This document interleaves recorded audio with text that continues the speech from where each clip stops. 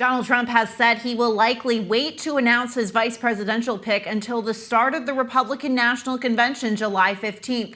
But who's the frontrunner? Staff writer Rafael Bernal takes an in-depth look at the roster of Republican names being tossed around as Trump's potential number two.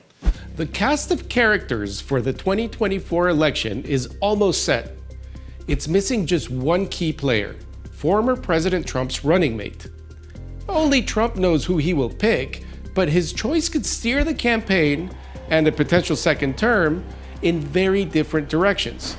Now, there's plenty of precedent for Veep picks that have propped up or dragged down their running mates, and there's some who have just quietly faded into the background. Let's get one idea out of the way quickly: balancing the ticket. Traditionally, that's a big consideration.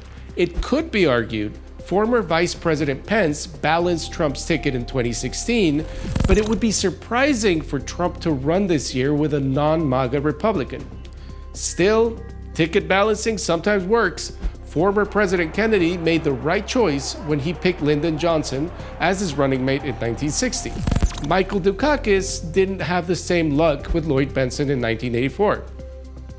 Trump's obvious ticket balancer would be his own former UN ambassador and primary rival, Nikki Haley. A Haley pick would also reflect another rationale behind Kennedy's 1960 choice, picking the runner-up from the primaries.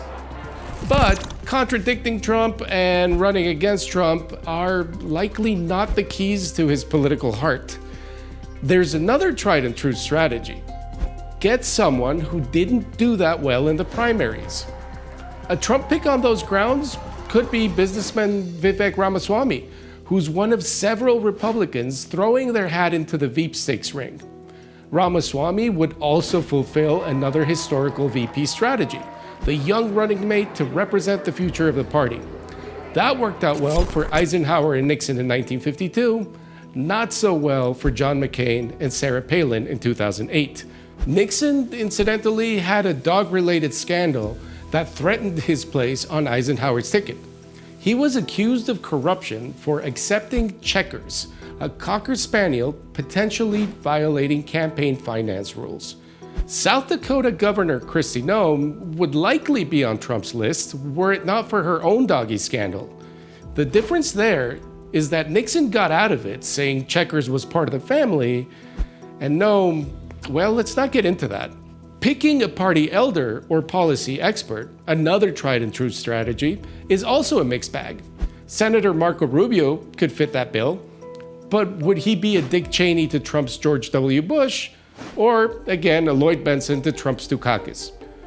There's one relatively new consideration that hopefuls like Rubio, Senator Tim Scott, Representative Byron Donalds, or even Haley could fill: race and gender diversity. Since World War II, Vice President Harris has been the only VP nominee of color, and the fourth woman on a major party ticket, though the only woman on a winning ticket.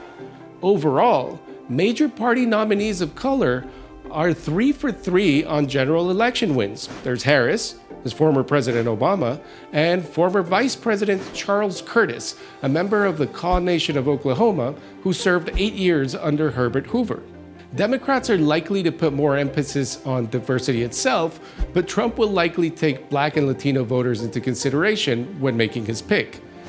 Ultimately, Trump can be expected to pick a running mate based on personal taste and loyalty. Now, there's no accounting for taste, but there are plenty of Republicans bending over backwards to prove their loyalty to Trump.